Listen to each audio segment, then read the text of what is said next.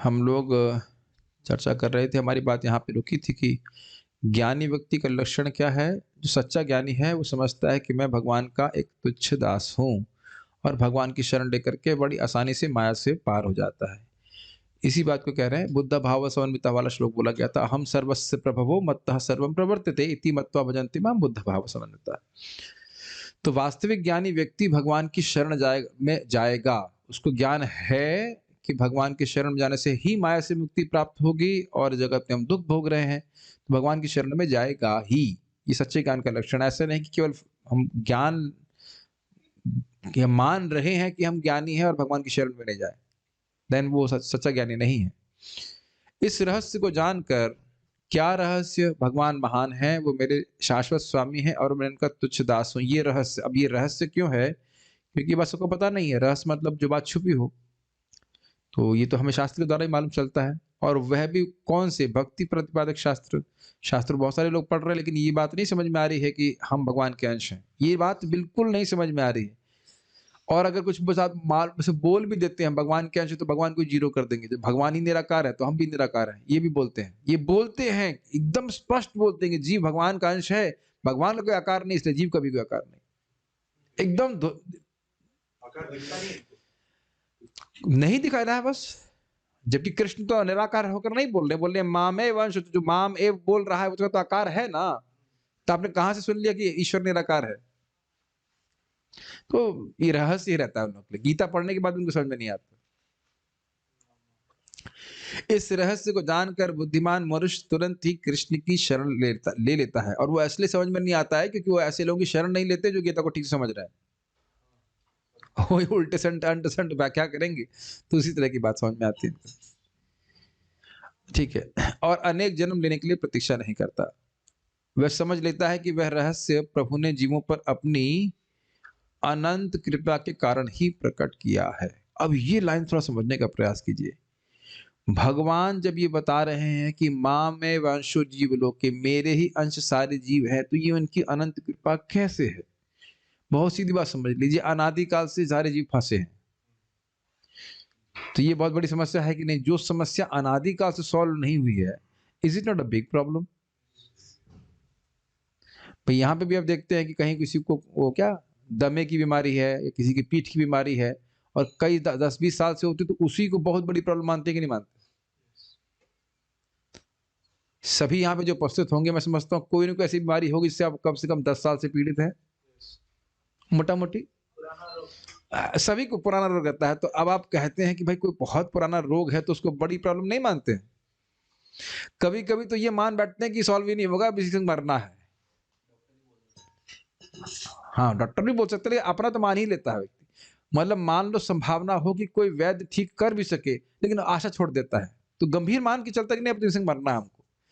तो लिटरली जीव लिटरली क्या, वास्तविक रूप से जीव तो अनादिकाल से इस अविद्या रूपी रोग को भोग रहा है, और बारंबार इस कारण से शरीर प्राप्त करने पड़ेंगे। तो कोई समस्या नहीं है, बहुत बड़ी, सबसे बहुत बड़ी नहीं, बहुत बड़ी कहूंगा तो उसको मतलब और भी कोई समस्या है।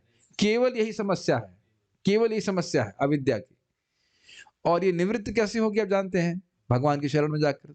और भगवान की शरण में कब जाएगा? जब हम पहले समझेंगे कि हम भगवान के हमारा स्वरूप ही भगवान के ऊपर आश्रित रहना है। ऐसा नहीं कि मैं भी आश्रित नहीं है, किसी और की सत्ता पे हम जी रहे हो, ऐसा नहीं है। जी तो भगवान की सत्ता पे ही रहे, लेकिन विद्रोह की भावना से। विद्रोह की भावना त्यागनी है।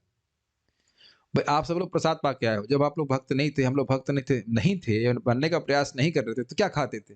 तब भी यही सब दाल चावल सुबह खाते थे। अंतर क्या हो गया बताइए? स्पष्ट समझ में आ गया? पहले भी दाल चावल खा रहे थे जो भगवान से आ रहा है, आज भी दाल चावल खा के आए हैं, जो भी रोटी सब्जी खा के आए हैं वह भी भगवान से आए हैं, लेकिन दोनों में अंतर क्या आ गया? विद्रोह की भावना समाप्त होकर भगवान के शरणागत हो गए। भगवान का प्रसाद खा रहे हैं, उच्चिष्ट खा रहे हैं, मैं आपका सेवक हूं, ये भावना से अपने को भगवान के नीचे रख रहे हैं। ये बात नीचे पहले भी थे, अब मानना शुरू कर दिया है। नीचे ऐसा नहीं कि पहले भगवान के ऊपर थे, नीचे पहले भी थे, लेकिन मानना शुरू कर दिया। मानने की बात है, बस स्वीकार करने की बात। भाई किसी का झूठा खा रहे हैं तो अपने को निम्नतर सिचुएशन में रख रहे हैं ना, ये बात है। हम सभी भौतिक, ये समझ में आ रहा है अनंत कृपा क्यों? जब तक ये प्रॉब्लम सॉल्व नहीं होगी, भगवान से विद्रोह की भावना, तब तक कभी माया निवृत्त नहीं होगी। ठीक है? हम सभी भौतिक जगत के त्रिविध तापों को भोग रहे बद्ध जीव हैं। This is very nice statement. आप लोगों को पता नहीं लगा कि नहीं लगा, लेकिन ये हमको नम्र नम्र बनाने वाला स्टेटमेंट है। हीरो नहीं है हम, पिटने वाले विलन की तरह पिटाई हो रही है। समझ रहे हैं मेरी बात?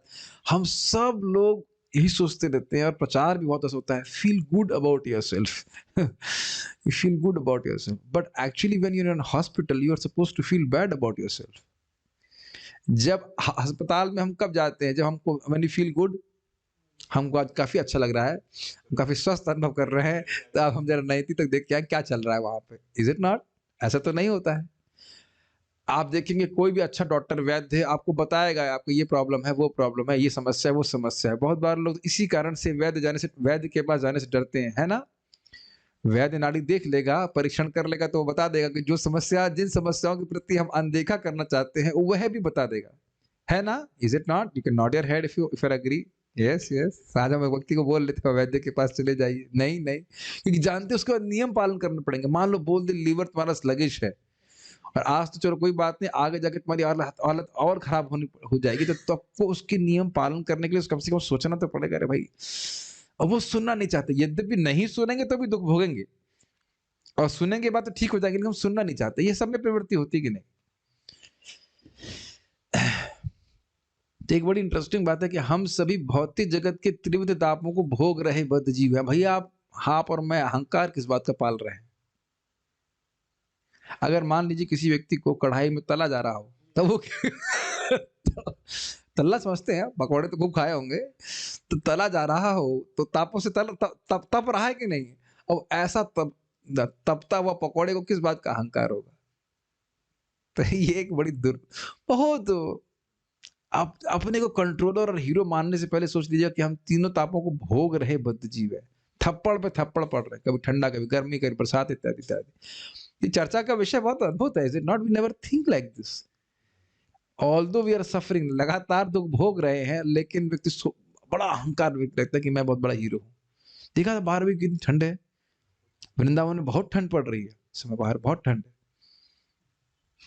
तो कुछ लोग तो ये देख करके, सुन करके नहीं आएंगे, है कि नहीं? ताप है ना यहाँ पे, ठंडा ताप, ठंडा ताप। ठीक है, धूप नहीं निकल रही हो, ठंडी ठंडी है कि नहीं? लेकिन कहाँ जाएंगे बताइए, कहाँ जाएंगे जगत में? अब प्रभु अपनी शरणागति की प्रक्रिया द्वारा हमें इन त्रिविध तापों से मुक्त होने का सुअवसर दे रहे हैं। बड़ा स्पष्ट समझ में आ रहा है, अनंत अनंत कृपा। ये ताप जीव को अनादिकाल से दुख दे रहा है, और अब भगवान हमको बता रहे हैं कि उनकी शरण जाकर के हम बड़ी आसानी से इन तीनों तापों से हमेशा के लिए छूट जाएंगे।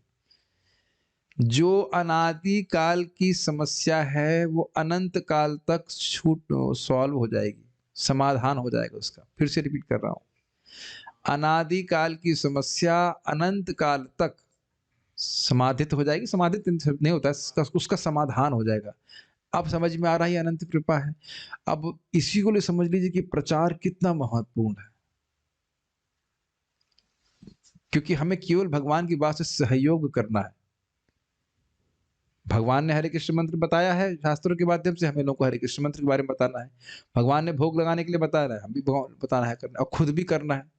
आज सुबह भी मैं रोज ही रिमाइंड करते रहता हूँ लोगों की, जब हम जूम पे बैठे हैं तो सामने फेसिंग होकर बैठना चाहिए। आप आंखें बंद करके बैठो, कौन जरूरी है कि आप स्क्रीन पे देखिए।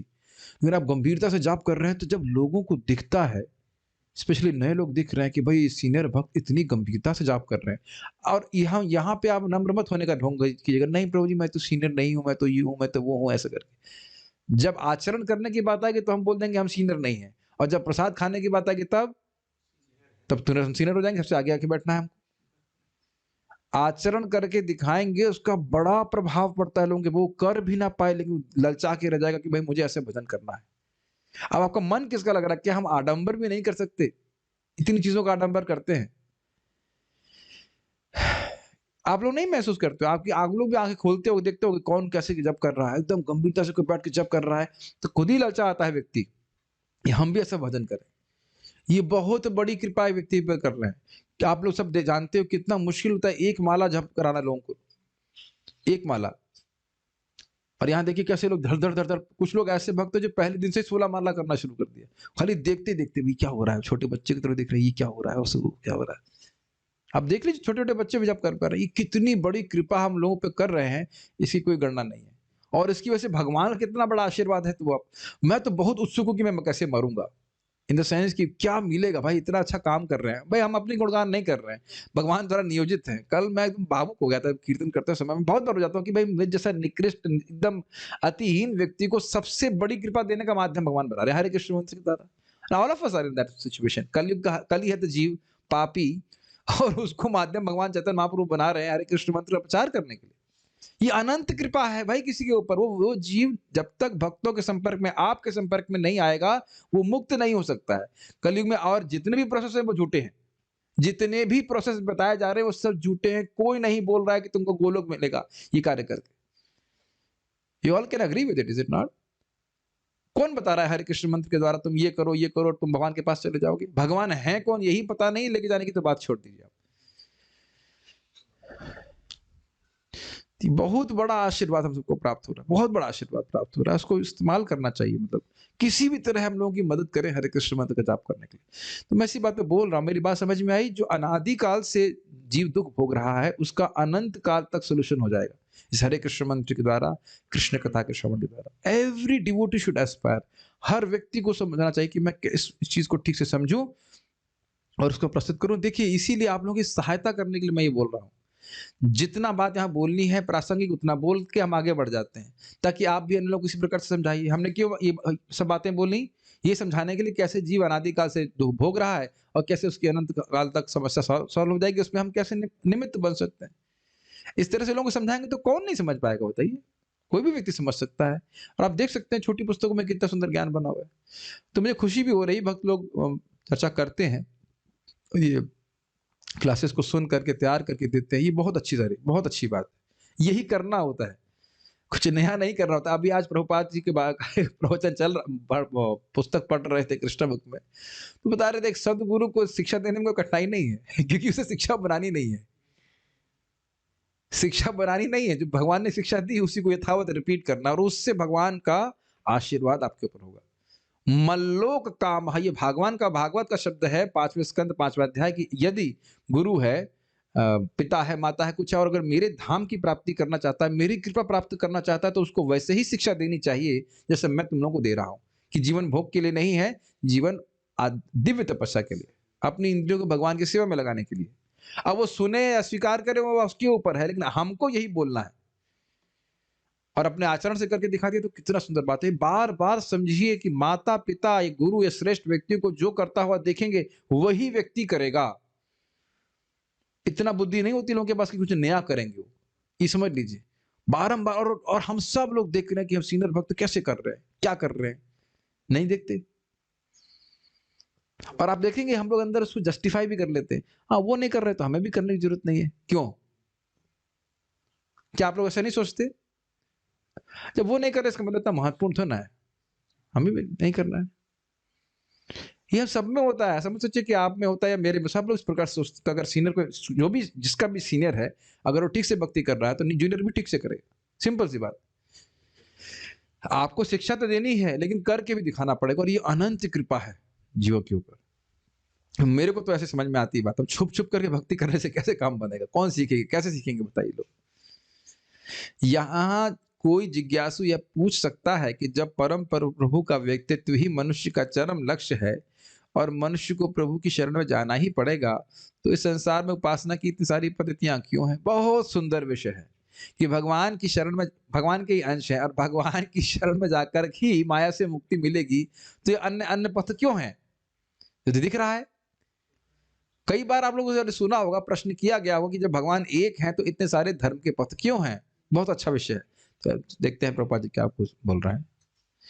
इस प्रश्न का उत्तर अगले श्लोक में दिया गया है, मेरे पीछे बोलिए। बहुत अच्छा श्लोक है। कामस्तैर इसमें एक छूट गया है, कामस्तैस्तैर्हृत ज्ञाना। कामस्तैस्तैर्हृतज्ञाना। पूरा उल्टा सीधा श्लोक लिखा हुआ है, प्रपद्ये ठीक से लिखा नहीं, लोग एडिटर ध्यान भी नहीं देते हैं।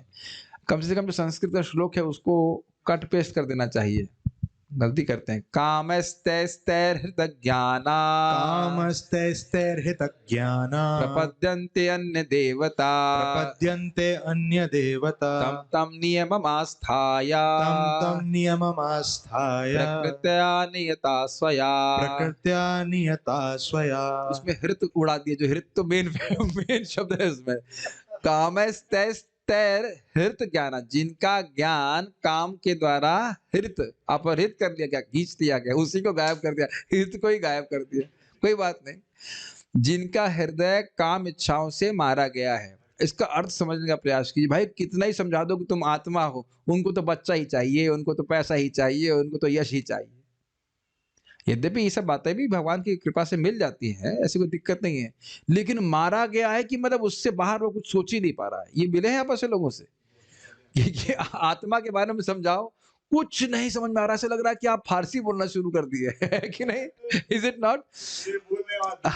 कुछ नहीं, एक के बाद भी सुनेंगे और कुछ नहीं सुनाई पड़ रहा है, कुछ सुनाई नहीं देता। आपने देखा होगा, बहुत आपके रिश्तेदार तो बता रहे थे ना, कुछ जब बहुतकता में व्यक्ति बहुत लिप्त होता है, बस वो पैसा ही पैसा दिखता है, उसको पैसा कमाना है, जबकि खा दो ही रोटी रहा है।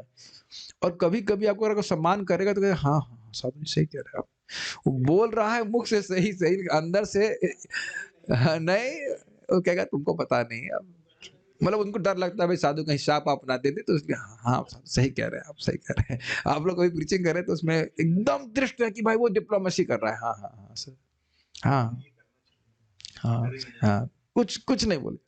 क्यों? क्योंकि ज्ञान पूरा फंसा है। एक तो बच्चा पैदा करोगे, तुम कल मर गए तो तुम जो कुछ करना चाहते हो चलो करो, लेकिन कम से कम थोड़ा तो विचार करना चाहिए कि मृत्यु कभी भी आ सकती है, उसको कुछ तो सोल्यूशन करना चाहिए। एकदम जो मेन समस्या है भाई, उसके संग कुछ और, जो क्या कहते हैं उसको इंग्लिश में कहते हैं सेकेंड ऑक्सिलरी, ऑक्सिलरी समस्याओं को सॉल्व करो, लेकिन मुख्य समस्या तो सॉल्व करो। और वहां सब बोलेंगे सब मर, हम भी मरेंगे, सब लोग मरते हैं, हम भी मरेंगे। यही सही तो बेवकूफी है ना। अगर आपको बुखार है और मैं कहूँ श्री कृष्ण को बुखार है, तो हमें दवा के खाने की जरूरत है। ये कोई लॉजिक है बताइए? किसी को कोविड होता है तो कहता है बगल वाले को भी है। ऐसा करके तो आप नहीं छोड़ देते, खुद भी दवा खाते हैं। नॉट आज तो बहुत सबको बुखार चल रहा है, तो अब ऐसा तो नहीं कि बगल वाले को बुखार हो गया मुझे बुखार हो, ठीक है, सबको बराबर ही बुखार हो रहा है, ये तो नहीं सोचते ना। तो ये है कामस्तैस्तैर हृत ज्ञान, एकदम टोटल अज्ञान में फंसे हुआ व्यक्ति कि हम केवल शरीर हैं बस, और शरीर से ही जो प्राप्त उपलब्धियां हैं वो उसी को प्राप्त करना है।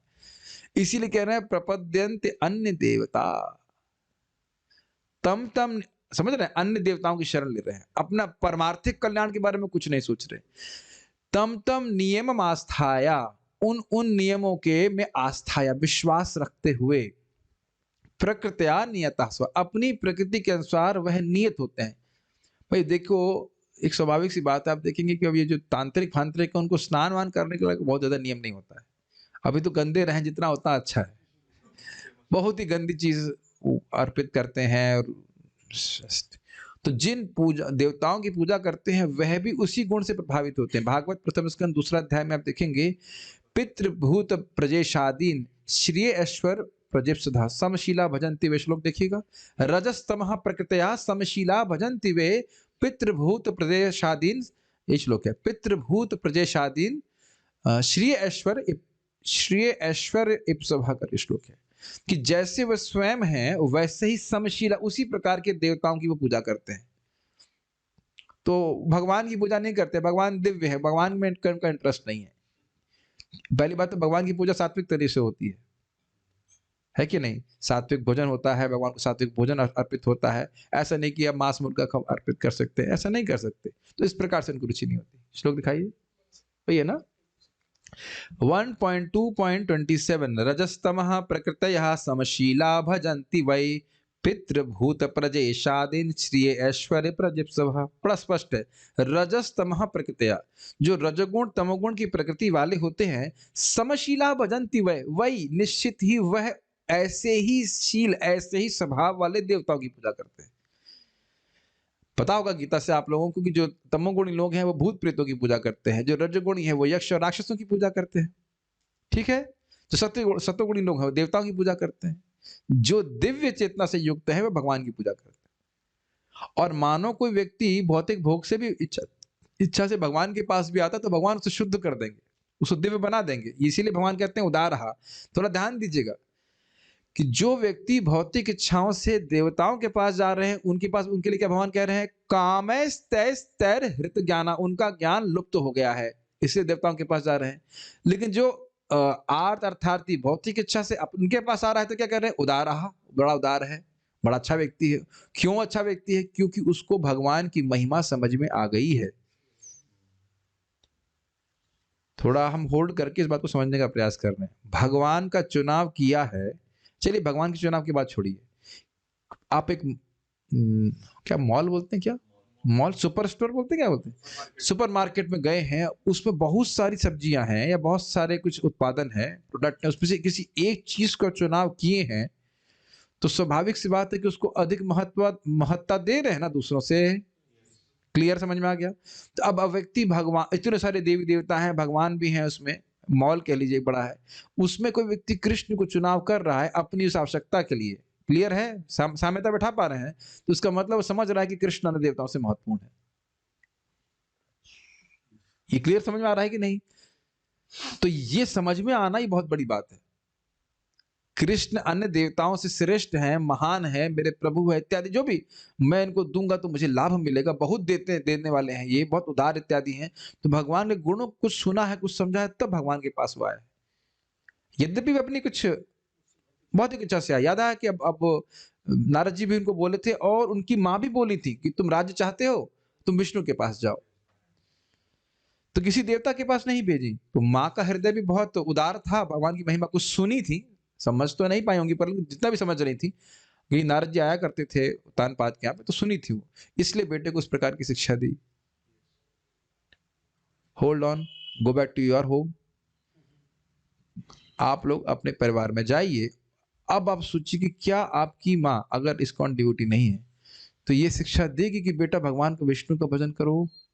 विजय प्रभु नहीं।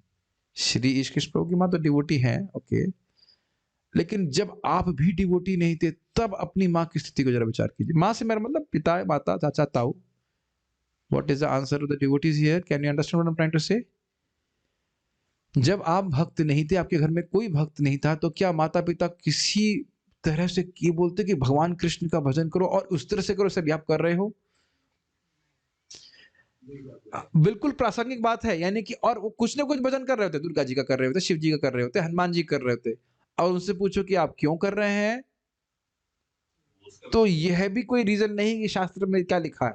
इसीलिए बोल रहे हैं प्रकृत्या नियतः, अपनी प्रकृति के अनुसार उनको ये अच्छा लगता है उससे सुन लिया, या फिर किसी से सुन लिया और उसको क्यों करना अच्छा लगता है, किसने किसी से सुन लिया, और कहीं ना कहीं जाएंगे तो सब वो एक उस प्रकार की पूजा करना अच्छा लगता है, इसलिए उसको जोड़ लेते हैं अपने जीवन में।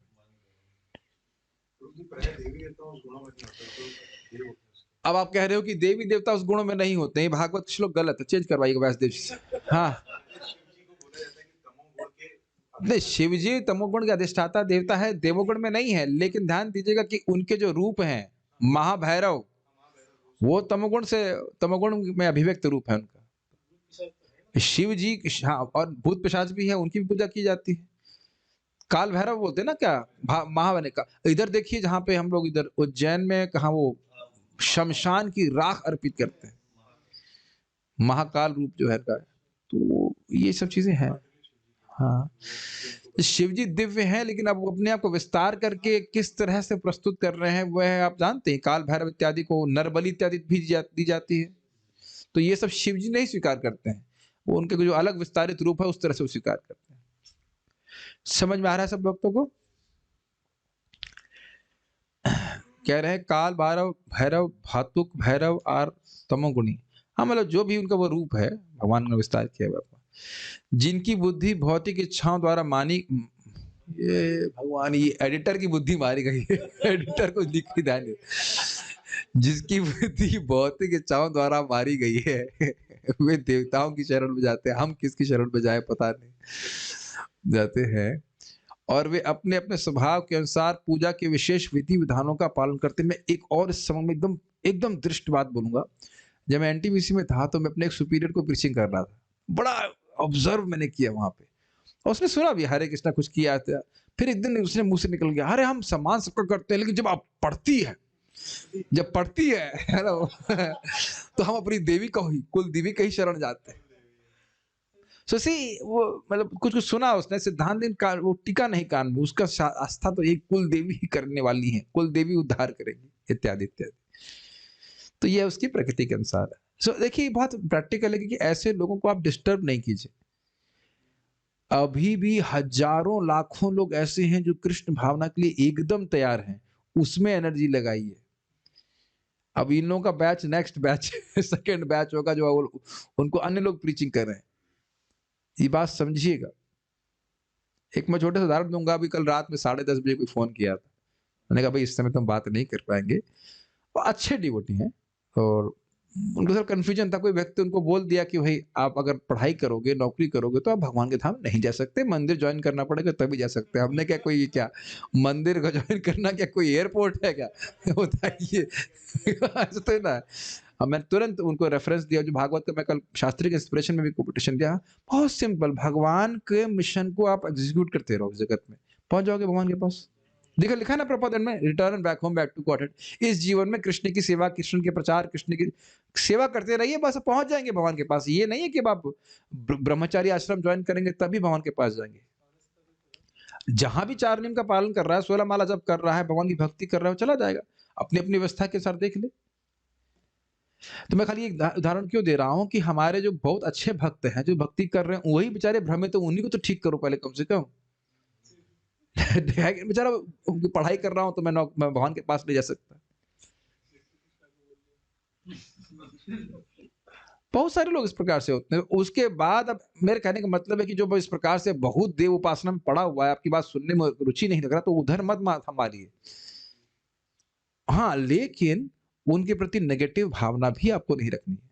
इन द सेंस कि भाई अब वो उन गुणों से प्रभावित हैं, आप बताओ, प्रयास करो, नहीं मान रहे हैं तो अब उनसे माथा मत मारिए। आप उन्हें प्रसाद दे सकते हैं। You don't develop a negative attitude या क्रिटिकल एटीट्यूड। वो जीव उस समय गुणों के प्रभाव के कारण इस प्रकार की चेतना से युक्त है। आप बताते हो ना घर में कोई किसी को बात समझ में नहीं आती, क्यों समझ में नहीं आती बताइए, क्या उत्तर रहेगा? तमोगुण, इज इट नॉट? और उनका प्रसाद दें तो कुछ धीरे धीरे उनके बात समझ में, तो ठीक है। प्रभुपाद जी ने भी ऐसा किया है। एम्स्टर्डम में गए, महाराज जी बता रहे थे, कदम कदम कानन महाराज, तो कह रहे कि भाई प्रभुपाद ने कहा इनके लिए फिलॉसफी नहीं है, इनको खाली कीर्तन कराओ, प्रसाद खिलाओ। तो दया नहीं, दया करने की भावना है, लेकिन किस रूप में कितना डोज देना वो आपको देखना पड़ेगा। ये यहाँ पे समझ लीजिएगा, कोई व्यक्ति देवता देव उपासना में लगा हुआ है अपनी प्रकृति के अनुसार, उसको बहुत डिस्टर्ब करने की जरूरत नहीं। ठीक है, लेकिन फिर भी उनको हम जन्माष्टमी के लिए बुला सकते हैं, किसी फेस्टिवल में बुला सकते हैं, वो आते हैं, आते भी लोग हैं। भले किसी भी देवता में श्रद्धा हो, लेकिन भगवान के बारे में कुछ सुनते हैं, तो धीरे धीरे अगर अच्छा बर्ताव करेंगे तो संभावना है कि वह भक्ति में आ जाए। इस संसार में हमारे तो बहुत सारे लोग जानते हैं जो पहले शिव जी की पूजा करते थे या दुर्गा जी की पूजा करते थे, ऐसे बहुत से लोग हैं। एक और बात समझिए कि अब सभी लोग असुर भी नहीं होते हैं। ऐसा नहीं कि कोई देवता की उपासना कर रहा है तो बिल्कुल असुर ही हो गया। Doesn't make sense. बहुत से असुर देवताओं की उपासना करते हैं, रावण शिव जी की कर रहा था। बहुत से लोग एक मतलब इनोसेंस में कर रहे होते हैं। क्या कहेंगे इनोसेंस को? मतलब बालिश, मासूमियत में कर रहे होते हैं। हाँ, भोलेपन में कर रहे हैं, तो इन्हें भगवान के बारे में बताएंगे, उनको समझ में आ जाता है, वो भक्ति करना शुरू कर देते। इस संसार में विविध प्रकार के अनेक लोग हैं और वे भौतिक प्रकृति के अलग अलग गुणों के अधीन होकर कर्म करते रहते हैं। ये देखने का सामर्थ्य भक्तों को जागृत करना चाहिए। ये बहुत अच्छा सामर्थ्य अगर हो हमारे हृदय में जागृत हो जाए कि कोई व्यक्ति अगर कुछ बोल रहा है, उसकी कुछ कन्विक्शन है। 18वां अध्याय, श्रद्धा, ज्ञान, सुख, जिसको भी सुख मान रहा है, वह सब किससे निर्देशित हो रहा है बताइए? गुणों के द्वारा। जिसको वो अच्छा मान रहा है, वह गुणों के द्वारा प्रेरित होकर के अच्छा मान रहा है। ये बहुत अच्छी बात है, प्लीज समझने का प्रयास कीजिए। आपको वो व्यक्ति बहुत गर्हित कार्य करते हुए दिखेगा, ये बहुत लोभी लग रहा है कि ये प्राप्त करना है, वो प्राप्त करना है। अब उसकी निंदा नहीं करना है, वो डायग्नोज करने का प्रयास कीजिए कि वो रजगुण से बहुत अधिक प्रभावित है। वेरी नाइस, वेरी नाइस, क्योंकि मूलतः सभी जीव भगवान के अंश हैं। It okay? ये मतलब okay in the sense this has to be applied out of the book also. आप कभी किसी को देखिए ना, जो आपने देखा है कोई बात बोलेगा, फिर तुरंत वो बात पूरी बात कंप्लीट नहीं करेगा, फिर दूसरी बात बोल देगा फिर वो छोड़ देगा, दूसरी बात बोल देगा है ना? हाव भाव चाल चलन जो कुछ भी है, उससे ही समझ में आता है व्यक्ति तमोगुण में है कि रजोगुण में है कि सतोगुण में, इत्यादि इत्यादि। ओके, ये एक वैद्य की तरह व्यक्ति को समझने का प्रयास करना चाहिए कि कौन व्यक्ति क्या कह रहा है, कर रहा है। और अपने भी जीवन में आप देखेंगे कि हमारा चाल ढाल, हाल चाल जो भी कुछ है वह धीरे धीरे परिवर्तित हो रहा है, नियमित रूप से सतोगुण का संग करने से। जो बातें आज आपको बहुत आसान लग रही हैं, एक जमाने में बड़ी कठिन लगती थी समझने में। जो व्यक्ति प्रसाद पा रहा है, निरंतर साधना कर रहा है, उसको लगता है हाँ, ये तो बहुत आसान बात है। और जरा इसी बात को किसी नए व्यक्ति को बोल के देखिए कि उसको आसान लग रहा है कि नहीं। नहीं, नहीं सुनेगा, सुनने की बात नहीं बोल रहे हैं, वो सुनेगा लेकिन आपकी बात समझ नहीं पाएगा। बहुत इससे आपका प्यूरिफिकेशन आपको समझ में आएगा कि नहीं, हमको भी बातें कुछ समझ में नहीं आती थी और अभी समझ में आता है। तो अपने चित्त में भी हम रजोगुण तमोगुण के जो प्रभाव को कम होता हुआ समझ पाते हैं इस बात से। Is it not? क्या आप लोगों के हृदय में कोई भी मननशीलता नहीं आई है, विचारशीलता? We are not living like animals, is it not? ठीक है, जैसे अभी जो प्रथम स्कंद में कोई प्रथम बार तो नहीं पढ़ रहा हूं, लेकिन amazing revelations, you know, every time जब उसको पढ़ते हैं तात्पर्य में कुछ ना कुछ अद्भुत पॉइंट मिलते हैं। तो खैर आप इस समझने का प्रयास करें कि सब लोग गुणों के अधीन नहीं, बहुत अच्छा होता है, इससे हम लोग निंदा की प्रवृत्ति से बहुत आसानी से ऊपर उठ सकते हैं। नहीं तो तुरंत हम जजमेंट देने लग जाते हैं, ये व्यक्ति ऐसा है वैसा है। उसके इन्फेक्शन को देखो भाई। साधारणतः अधिकतर लोग मुक्ति के लिए प्रयत्नशील नहीं होते। अब बताइए क्यों नहीं होते? रजोगुण तमोगुण, कोई मतलब ही नहीं है, मुक्ति नहीं दिखाई पड़ता है। क्या आप लोग एक सेकंड के लिए आंखें बंद करके किसी ऐसे रिश्तेदार को स्मरण कर सकते हैं, वैसे करना नहीं चाहिए, जिसको मुक्ति बिल्कुल नहीं दिखाई पड़ रही? कि प्रभु जी कह रहे हैं कि सारे ऐसे दिखते हैं आंखें बंद करने की जरूरत ही नहीं है, सबका स्मरण हो जाएगा। अच्छा, आप लोग को मुक्ति दिखाई पड़ती है? यस, एटलीस्ट सम दिखाई पड़ रहा है कि हाँ, कम से कम मुक्त होने के लिए प्रयास करना चाहिए। तो आप 16 माला जाप क्यों कर रहे हो? अब देखिए, ये अगर इसी शब्द को उपयोग करें या विचार करें, दिखने का मतलब क्या है? देखिए, अगर हम कहें, मैंने आपको पूछा कि मुक्ति दिखाई पड़ती है, इसका मतलब क्या है? Goal, it's a goal in front of you. जैसे मैं अपने पीछे कुछ नहीं देख पा रहा हूं ना, ऑब्वियसली स्क्रीन के द्वारा देख सकता हूं, लेकिन डायरेक्टली नहीं देख सकता हूं। तो ये उनके सामने कोई गोल नहीं है। और मैं खुश होऊंगा अगर आप उसको रियली देख पाए कि नहीं, वाकई उनका कोई गोल नहीं है मुक्त होना। होपफुली आप लोग देख पा रहे होंगे इस बात को। अब ऐसे व्यक्ति से अगर हम कंसल्टेंसी लेंगे, जिसके जीवन में मुक्ति कोई गोल ही नहीं है, तो हम सब मतलब महामूर्ख कहलाए जाएंगे। बहुत ज्यादा इंपॉर्टेंट है। अगर आप ये देख लें कि उनके जीवन में मुक्ति कोई ऑप्शन ही नहीं, मल्टीपल चॉइस में एक चॉइस भी नहीं है वो, तो फिर आप कैसे, उनके जीवन हमारा जीवन में कैसे मैच हो सकता है? बहुत अच्छी बात है। इसीलिए प्रभात कह रहे हैं साधारणतया कोई मुक्ति के प्रयास नहीं कर रहा है। यदि वे आध्यात्म की ओर उन्मुख होते भी हैं तो वे अपनी आध्यात्मिक शक्ति से कुछ प्राप्त करना चाहते हैं, अर्थात भजन करते हैं, उसके बदले में कुछ भौतिक चाहते हैं। भारतवर्ष में यह कोई असाधारण बात नहीं है कि कोई व्यक्ति किसी स्वामी के पास जाकर कहे कि स्वामी जी, मैं अमुक रोग से मैं पीड़ित हूं, क्या आप मुझे कोई औषधि दे सकते हैं? वह सोचता है कि एक डॉक्टर तो बहुत महंगा पड़ता है, तो वह एक स्वामी के पास क्यों ना जाएं जो चमत्कार कर सकते हैं। भारत में ऐसे स्वामी भी हैं जो लोगों के घर जाते हैं और कहते हैं यदि आप मुझे 1 तोला सोना दें तो मैं उसे 100 तोले बना सकता हूं। लोग सोचते हैं हमारे पास 5 तोला सोना है, क्यों ना हम इस स्वामी जी को देकर 500 तोले बनवा लें। इस प्रकार स्वामी गांव भर का सारा सोना बटोर कर गायब हो जाता है। यही हमारी बीमारी है। जब हम किसी स्वामी के पास या मंदिर, मस्जिद, चर्च में जाते हैं तो हमारे हृदय किसी न किसी भौतिक कामनाओं से भरे होते हैं। आध्यात्मिक जीवन से भी कुछ न कुछ भौतिक लाभ उठाते हुए हम स्वास्थ्य को ठीक रखने के लिए योग अभ्यास करते हैं। किंतु स्वस्थ रहने के लिए योग की शरण लेने की क्या जरूरत है? स्वस्थ तो हम नियमित व्यायाम और संयमित आहार से भी रह सकते हैं। अब थोड़ी बातें हम बैलेंस करते हैं। पहली बात ये कि लोग क्या सोच रहे हैं, कदाचित वह किसी आध्यात्मिक गुरु के पास भी जाएँगे तब भी भौतिक कारण से। ये समझ लिया ना कि हम डॉक्टर के पास जाएँगे तो बहुत महँगा होगा, यहाँ सस्ते में हो जाएगा। और आपने देखा भी होगा कि हमारे इन गुरुजी के पास से फोटो से भभूत निकलती है, हम वो भभूत को लेके आए, खाया। और आपने देखा होगा इस तरह से वो लोग पर्चे भी बाँटते हैं कि हम उसके पास गए, यहाँ इतना धागा बाँधा, उसके बाद वो किया। और इस पर्चे को पढ़ने के बाद जो उसको 100 पर्चे और बना के नहीं करेगा, तो उसके जीवन में आज ही एक गलत काम होगा। और ऐसे हमने कई बार पढ़े लेकिन कुछ हुआ नहीं। पढ़े आप लोग ऐसा? प्रचार करने के लिए, हाँ, और उसी को ने डिजिटाइज़ कर दिया व्हाट्सएप के रूप में। सुना होगा आपने कि जैसे इसको पढ़ते ही 100 व्यक्ति के पास नहीं भेजेगा या 10 के पास नहीं भेजेगा तो ये हो जाएगा। अब कुछ अपशकुन नहीं होता। हाँ, हम तो कर ही देते, हम तो ब्लॉक भी कर देते इसी व्यक्ति। तो अब इसका क्या शास्त्रीय आधार है? यहाँ धागा बाँधा, वहाँ धागा बाँधा, ऐसा किया, वैसा किया। बहुत इससे कोई शास्त्र का प्रमाण नहीं है। अभी तो सबको घटित बात है। तो अब एक बात विचारनी है कि अगर स्वामी जी 100 तोला बना सकते थे, तो आपके पास क्यों आए हैं?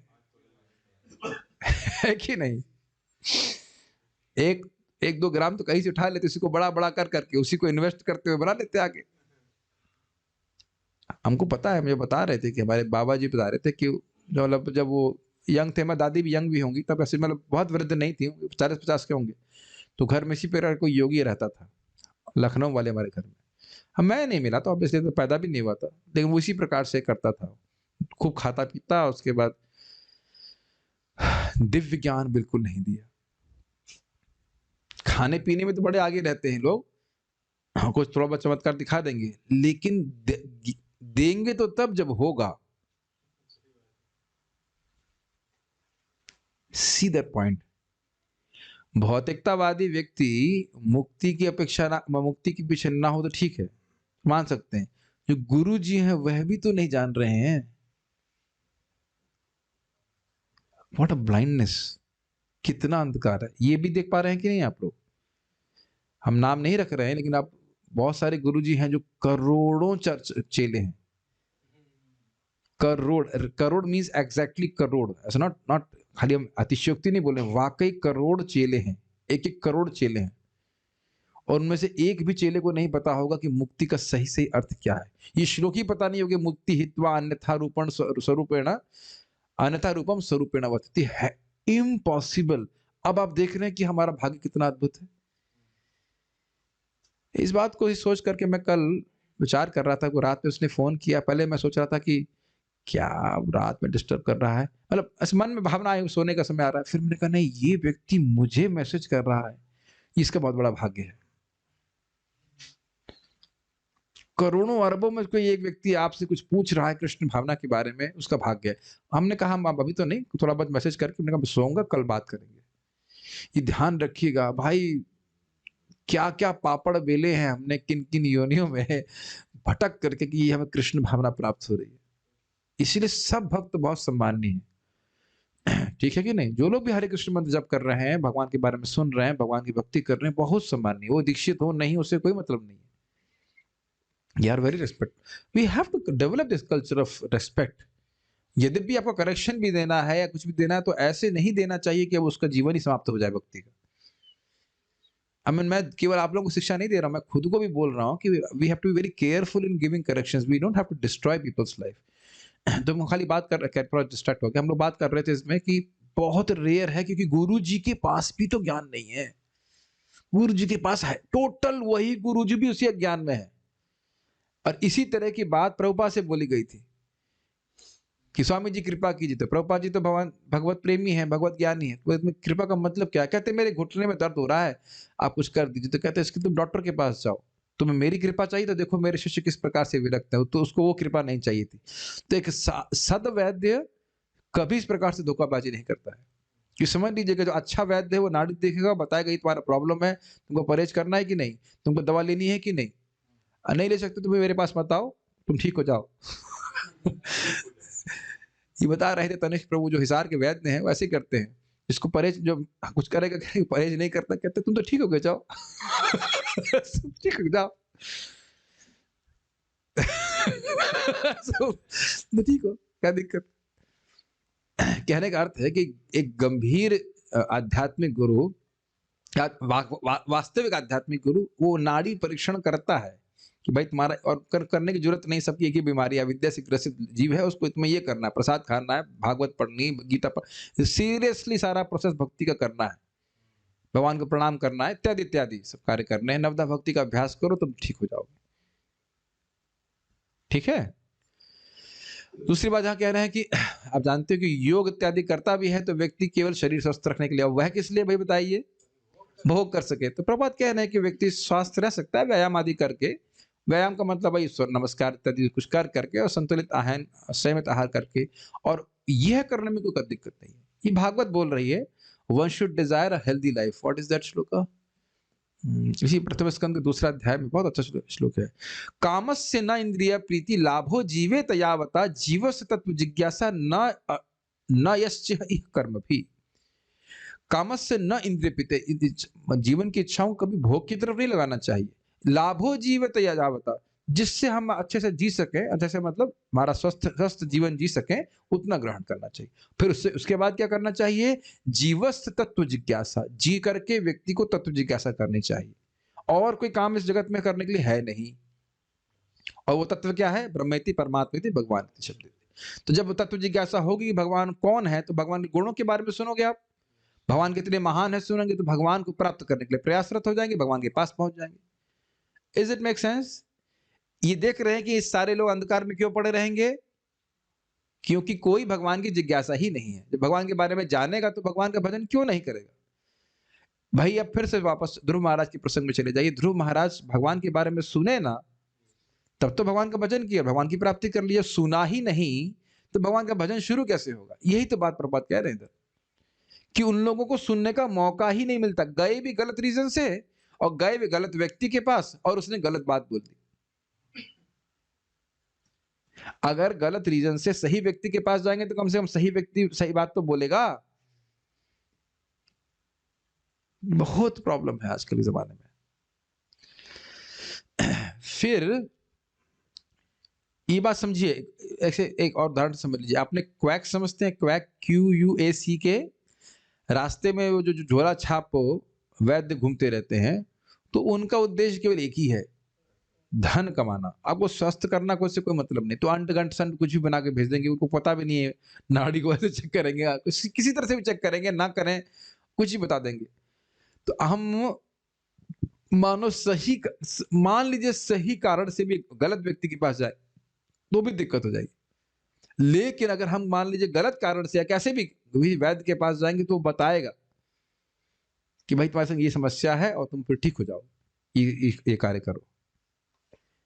कभी कभी आप देखेंगे कि हम केवल कौतूहल में वैद्य के पास जाते हैं। हमको नहीं लग रहा है कि हमारे शरीर में कोई बीमारी है। मुझको नहीं लग रहा था तो तनिष्क ने मेरी नाड़ी देखी थी, ओके नॉट डन, ठीक है, स्वस्थ है, सूर्य नमस्कार कर रहे हैं, भूख लग रही है, इत्यादि इत्यादि। फिर जब उन्हें नाड़ी बताया था ये है वो प्रॉब्लम, अच्छा अच्छा ठीक है, तब फिर कुछ नियम पालन कर रहे हैं। तो अगर कौतूहल में, मेरी बात समझते हैं, कौतूहल में जिज्ञासावश ऐसे ही भी साहू के पास गए जाएगा व्यक्ति, तो प्रवचन सुनेगा तो अपनी समस्या समझ में आएगी कि भाई हम तो 3 ताप से दुख भोग रहे हैं कि नहीं। तब तो फिर वो सोचेगा ना, कुछ विचार करेगा ना।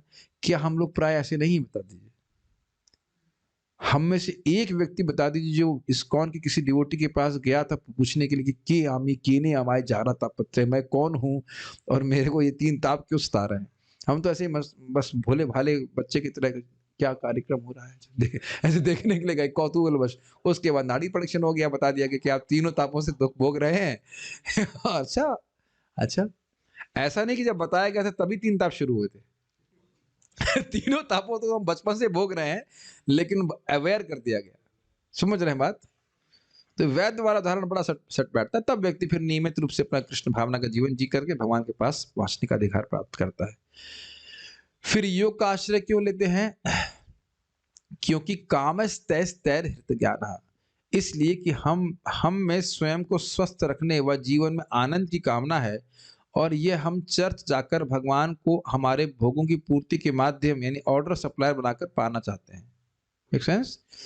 घुसते हैं ना ऐसे उसमें रेस्टोरेंट में, हाँ सर क्या चाहिए सर? ये मेन्यू दिखाना ज़रा मेन्यू दिखाना। ये ऑर्डर कर दे रहा हूँ, ये लेके आ जाए। ऐसी भावना है भगवान के प्रति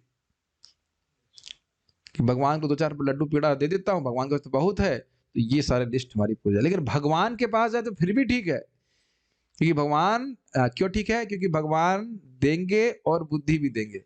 लेकिन देवताओं के पास जाएँगे तो बुद्धि ठीक नहीं होगी। बुद्धि देंगे नहीं, नहीं देंगे। ये अंतर समझ लीजिएगा। फिर से समझिए, भगवान के पास जाएँगे तो भगवान बुद्धि भी देते हैं। देवताओं के पास जाएँगे तो नहीं देते। लेकिन किसी-किसी केस में देते भी हैं। अगर कोई निष्कपट भाव से शिव जी की, दुर्गा जी की उपासना कर रहा है, तो वो दया करके उसे भगवान की तरफ ठेल भी देते हैं, ये बात भी है। बहुत सारे उदाहरण भी हैं। हमारे ही भक्त के हनुमान जी की पूजा करते थे, पास होने के लिए। लड्डू-वड्डू चढ़ा के आते, तो बहुत कोई बड़ी भौतिक इच्छा नहीं है, तो आज वो डिवोटी हो गए, भक्ति कर रहे हैं।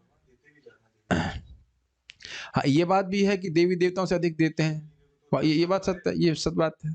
लेकिन मेन बात है कि भगवान बुद्धि देते हैं। मैं इसमें और भी कुछ कहना चाहूँगा कि जब भगवान को कोई भौतिक इच्छा अर्पित करते हैं और देवताओं के पास किसी भौतिक इच्छा से जाते हैं, दोनों में अंतर है। जैसे एक बीज आप ज़मीन पे डाल दीजिए तो कितने बीज निकलेंगे? पचासियों, हज़ारों, सौ बहुत सारे निकलेंगे। तो किसी देवता के पास आप जाएँगे तो एक इच्छा लेके जाएँगे और उसके बाद हज़ारों इच्छा निकल आएँगी। ठीक? लेकिन उसी बीज को भूंज करके जमीन में डाल देंगे तो उगने वाला कुछ नहीं है। तो यही भागवत का सिद्धांत बतल रहा है कि भगवान के पास अगर कोई भौतिक इच्छा लेके भी जाता है, तो वो भूंज दी जाती है इच्छा, मतलब इच्छा तो पूर्ण कर देते हैं, लेकिन आगे फर्दर और कोई इच्छा नहीं होती। ठीक है? समझ रहे हैं? और एक और भागवत का 5वें स्कंद का श्लोक है वो, सत्यम दिशति अर्थतो नृणाम नैवार्थ दो ये तो पुनरर्थिता यथा। लेकिन वो भगवान सत्य है कि भौतिक इच्छा पूर्ण करते हैं, लेकिन ऐसा नहीं पूर्ण करते कि दोबारा वो इच्छा करने लग जाए। स्वयं विधत्ते भजताम अनिच्छताम इच्छापिधानाम निजपाद पल्लवम। स्वयं विधत्ते, वो अपने आप को दे देते हैं, यद्यपि उसकी अनिच्छताम, भगवान को नहीं मांग रहा है, लेकिन फिर भी भगवान को अपने अपने आप को देते हैं। इच्छापिधानाम निजपाद पल्लव, अपने जबरदस्ती अपने चरणों का आश्रय दे देते हैं। हाँ, ये सब स्वाभाविक सी बात है कि अधिक समय लगता है अगर कोई भौतिक इच्छा से युक्त है। लेकिन अब आप ये बताओ, दूसरे एंगल से देखो, ये समझने का प्रयास कीजिए। कोई भौतिक इच्छा से भगवान के पास आ रहा है, तो क्या उस हमारे बोलने से कि तुम भौतिक इच्छा त्याग दो, त्याग देगा? तो ये प्रचारकों का बहुत बड़ा मिस्टेक है कि कह दो कि भाई तुम भौतिक इच्छा मत से युक्त हो। सिद्धांत तो हम बोलते हैं, लेकिन अब अगर किसी की भौतिक इच्छा है, तो वो अब उसी से भजन करेगा, ये समझ लीजिए। ऐसा नहीं कि वो छोड़ के भजन करेगा। वो हाँ, हाँ, हाँ, हाँ, हाँ करेगा, लेकिन वो ऐसा नहीं कि अब तुरंत छोड़ ही देगा। तो भक्ति करेगा, जब भक्ति करते-करते उसको उच्चतर मतलब रुचि प्राप्त होगी, तो वो अपने आप ही उधर वो छोड़ देगा। तो भक्ति गंभीरता से करने की ट्रेनिंग देनी चाहिए। वास्तविक सिद्धांत है ये, अब हमको बोलना ही पड़ेगा कि भाई देखो, भौतिक इच्छा लेकर के पालोगे तो भक्ति में, प्रगति में बहुत टाइम लगेगा। ये बात सिद्धांत है, इसमें कोई डाउट नहीं है। लेकिन अब है तो क्या करेगा? छोड़ दे भक्ति। फिर से मैं बोलूंगा, देखिए सबसे अच्छा है निष्काम भावना से भजन करना। लेकिन अगर कामना है तो अब देवताओं के पास जाने के बजाय कामना से युक्त होकर ही भजन करे, वो सर्वश्रेष्ठ। वो सर्वश्रेष्ठ तो नहीं कहेंगे, बहुत अच्छा है। सर्वश्रेष्ठ निष्काम भाव से कृष्ण का भजन किया जाए। लेकिन कोई नहीं कर पा रहा है, तो अब वो जो कामना है उसको लेकर के भजन करे, लेकिन भजन ईमानदारी से करे। कठिनाई यहां आ जाती है कि लोग भजन ईमानदारी से नहीं करते हैं। कोई 16 माला कर रहा है तो करे। अब भाई, अब 16 माला नहीं कर रहे हो, बेईमानी कर रहे हो, उसका पर क्या कर सकते हैं? Make sense? देखिए, ध्रुव महाराज साधन में चीटिंग कुछ नहीं कर, कोई भी चीटिंग नहीं कर रहे थे एक्चुअली। नारद जी को भी स्पष्ट बोल दी मेरी भौतिक इच्छा है, और जो उन्हें बताया उसको बड़ी गंभीरता से उन्हें पालन किया। ये बिल्कुल सटीक चलना चाहिए इस बात के ऊपर। भौतिक कामनाओं की पूर्ति के लिए मनुष्य विभिन्न देवताओं की उपासना करता है। वे भौतिक पदार्थ से बाहर निकलने का कोई ज्ञान ही नहीं रखते। वे तो इस भौतिक जगत का अधिक से अधिक उपभोग करना चाहते हैं। अब बड़ी सुंदर बात है जो पिछले के अध्यायों में रह गई थी। एक बात यहाँ पे वहाँ पे बोली गई थी, भौतिक जगत तामसी शक्ति है। याद आ रहा है कुछ? उसको आज महाराज समझा रहे थे, तामसी क्यों बोल रहे हैं? क्योंकि यह जगत ही अंधकारमय है। अगर सूर्य ना हो तो टोटल अंधकार। ये तो सूर्य की दृष्टि से अंधकार और बाकी अविद्या का अंधकार। तो यही बात प्रभुपाद में बोल रहे हैं, बाहर निकलने का, इस जगत से बाहर कोई जगत है, ये कितने लोग सोच रहे हैं? ये तो हम लोग अब सुबह शाम सुन रहे हैं, कुछ अवेयरनेस है। नहीं तो आपको पागल नहीं करार दे दिया गया। यही मान रहे हैं ना माता पिता की किसी एक इंग्लिश में कहेंगे हेलुसिनेशन, हिंदी में क्या कहा जाएगा, एक स्वाप्निक उद्देश्य की पूर्ति है क्या? वैकुंठ गोलोक उनके लिए कल्पना मात्र है, उसके लिए प्रयासरत है बच्चा, से कोई मतलब नहीं। इसमें इसे में समझ लीजिए, मेरे एक रिश्तेदार हैं तो उनकी बेटी 10 बजे से लेकर 3 बजे तक पढ़ी, बड़ी प्रसन्न हुई, हाय हमारी लड़की कितना पढ़ रही है, और क्या पढ़ रही है इस पर कोई विचार नहीं है। What is the definition of right justification in Microsoft word? Right alignment, sorry, ये पढ़ रही है, कितना उच्चतर ज्ञान है कि नहीं?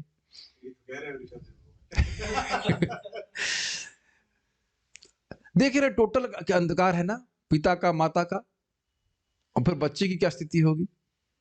तो यही बात बोल रहे, भौतिक पदार्थ से बाहर निकलने का कोई ज्ञान ही नहीं रखते, बल्कि इसमें और भोग करके और अंधकार को बढ़ाना चाहते हैं। जैसे इसको भी थोड़ा समझने का प्रयास किया, रात में सोते ही हैं आप लोग, लाइट ऑफ करते होंगे, तो कभी कभी थोड़ी लाइट रह जाती है, तो वी मेक श्योर कि पूरी लाइट ऑफ हो तब नींद अच्छे से आती है। समझ में आ रहा है कि नहीं?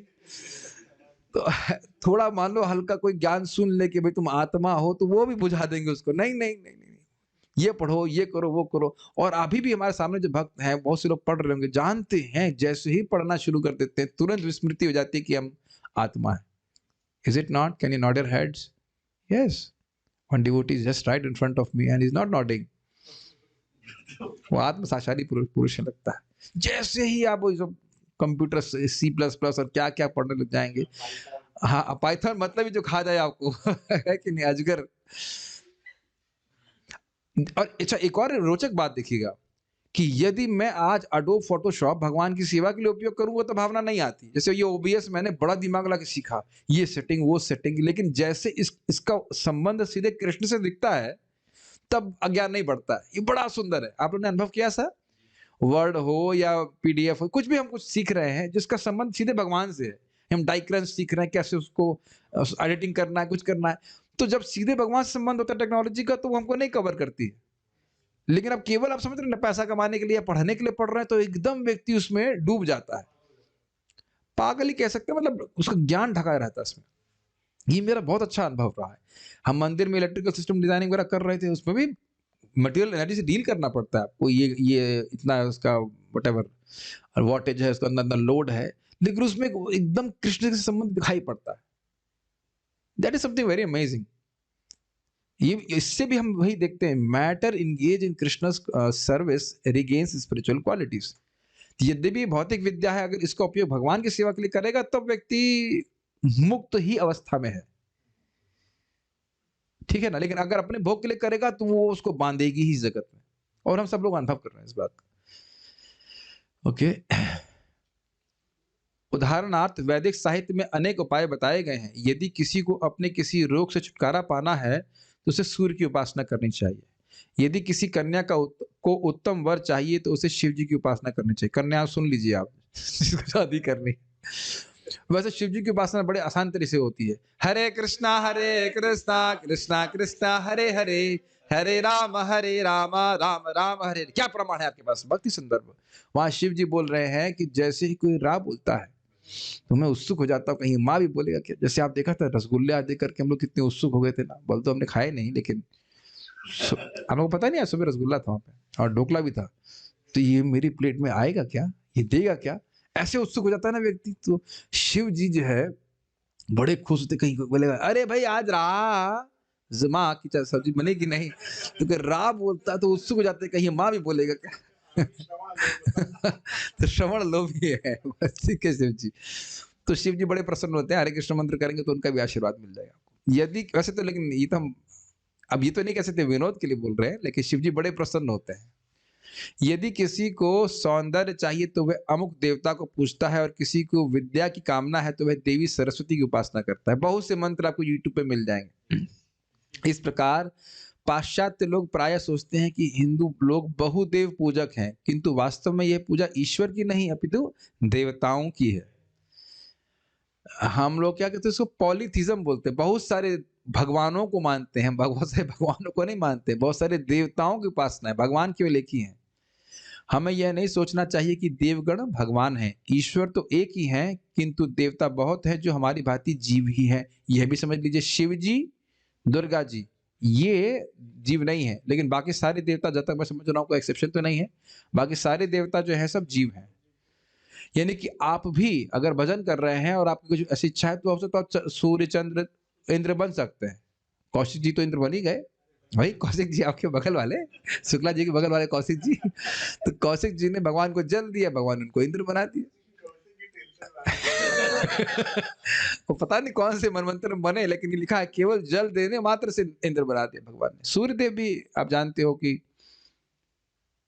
मनु, उनके जो बेटे हैं मनु, वह पिछले जन्म में क्या थे, क्या नाम था उनका, वैवस्वत मनु थे ना, क्या नाम था उनका, राजा क्या नाम क्या था, हाँ वैवस्वत मनु का पिछले जन्म सत्यव्रत राजा थे।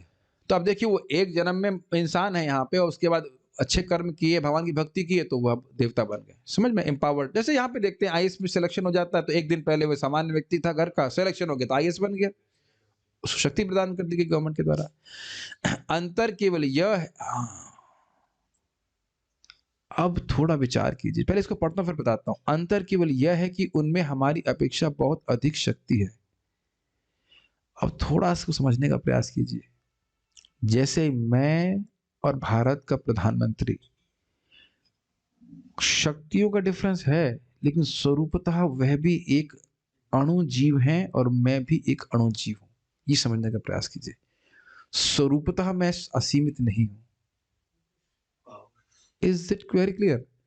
तो देवता और मुझ में स्वरूपतः कोई भेद नहीं है, लेकिन वो भी जीव है, मैं भी जीव हूं, लेकिन उनको थोड़ी भौतिक शक्ति प्रदान की गई है, लेकिन वो असीमित नहीं है। क्या सबको सुनाई पड़ रहा है मैं क्या कह रहा हूं? मैं इसीलिए बहुत स्लो जा रहा हूं। वह असीमित नहीं है, स्वरूपतः असीमित नहीं है। वो असीम भगवान की शक्ति का एक अंश उनमें प्रतिफलित हो रहा है। जैसे इधर भी आप देख लीजिए, ये बल्ब में रोशनी है, लेकिन सूर्य कहां और बल्ब कहां। बल्ब आप कितना हो बड़ा बना लीजिए, सूर्य नहीं बना पाएंगे। So hold on before you मतलब hold on to whom you are worshiping, hold on before you decide whom to worship। विचार कीजिए कि आप किसकी पूजा कर रहे हैं। मेरी बात समझ में आ रही है? और भगवान स्वरूपता क्या है? असीमित हैं, स्वराट हैं, इसलिए जो उनका भजन करता है उसको असीमित फल देते हैं। अब आपको बताइए कितना प्रचार करना चाहिए। कितना भी देवता बड़ा हो जाए, वो सीमित है और वह सीमित फल ही दे सकता है।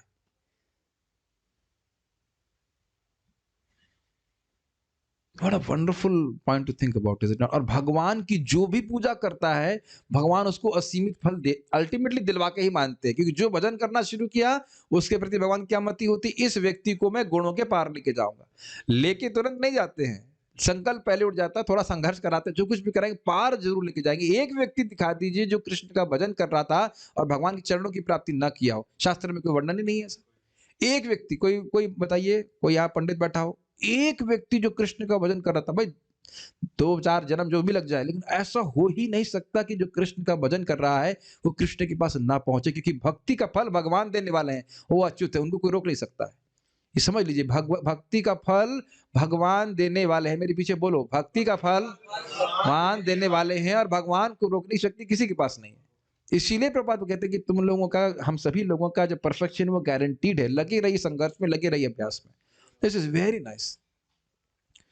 इस पृथ्वी पे कोई राजा हो, समझ पाए ये बात, सब सभी की सीमित क्षमता है, लेकिन भगवान की क्षमता असीमित, और देने की इच्छा भी बहुत है, बहुत देना चाहते हैं भगवान, पहले से ही रखा हुआ है।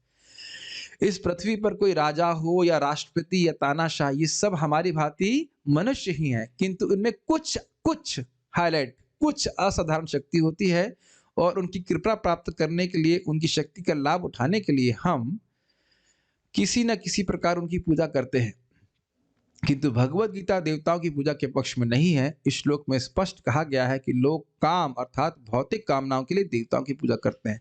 तो स्पष्ट समझ में आया, भगवान की महिमा नहीं समझते, उनकी इच्छाएं भौतिक इच्छाओं से मारी जाते हैं, उनकी बुद्धि, उनका ज्ञान मारा जाता है, वो अपना कल्याण नहीं समझ रहे हैं, भगवान की महिमा नहीं समझ रहे, और छोटे छोटे देवताओं के पास वो जाते। छोटे छोटे देवता मतलब भगवान के तुलना में वो कुछ भी नहीं है, कुछ भी नहीं है जिसे कहना चाहिए। महाराज कई बार बोलते हैं कि यमराज के बारे में बोल रहे थे, अरे मैं भगवान नहीं हूं, अपने ये दूतों को, मेरे जैसे बहुत से लोग भगवान के आगे खटते हैं। खटते हैं समझते हैं, कोई बहुत बड़ा अधिकारी होता है तो सामने जो क्या होता है, चेले इधर से उधर घूमते रहते हैं, इस प्रकार से। खैर ये भी बहुत बड़ा सौभाग्य है देवताओं का कि भगवान के आगे खटते हैं। तो अब उसके आगे थोड़ी बात होगी कि भाई ये काम वासना किस प्रकार से प्रभावित कर रही है। आज पूरा कर दें क्या? 15, 1, 5, 20 है, आप लोग थक गए होंगे, भूख लगी है, ठीक है। तो अभी हम कल इसको पूरा कर देंगे। हाँ, काफी बाकी, बहुत बाकी है अभी तो है कि नहीं? सोशलिस्ट आप कुछ देख लेता हूँ कि कुछ कहना चाह रहे हैं क्या भक्त लोग। दूसरी बार मांगेंगे की इच्छा खत्म कर देते हैं, यस। और क्या है? ठीक है, कोई प्रश्न नहीं। श्रील प्रभुपाद की जय। श्री, एक मिनट, जय बोलने से पहले ये समझ में आएगा कि बहुत सारी पूजा क्यों कर रहे हैं लोग, क्योंकि विभिन्न प्रकार की कामनाएं, इच्छाएं इस कारण से, और उनकी प्रकृति इस प्रकार की पूजा करने की है। So will stop here. Shri Krishna की ओर पुस्तक की जय। ताई गौर प्रेमानंदे।